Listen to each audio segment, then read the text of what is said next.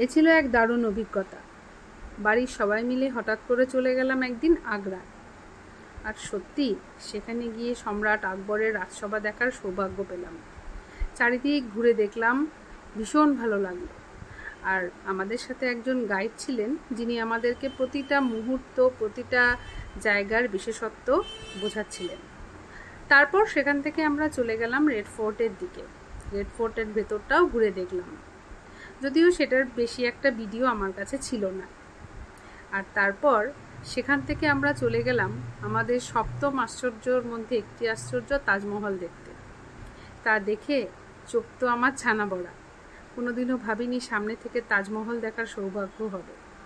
তারই পাশ থেকে বয়ে যাচ্ছে যমুনা নদী। সে এক অপূর্ব দৃশ্য।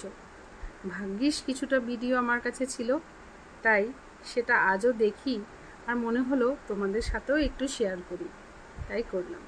আর একটা জিনিস আমার ভীষণ ভালো লাগে, যে এখানে ভারতীয় পর্যটকদের পাশাপাশি বিদেশি পর্যটকও সংখ্যা প্রচুর, এবং তারা রীতিমতো আমাদের দেশের এই কালচার নিয়ে পড়াশুনো করছে, রিসার্চ করছে আমাদের দেশকে নিয়ে। এই হলো আমাদের এক ভীষণ গর্বের কথা।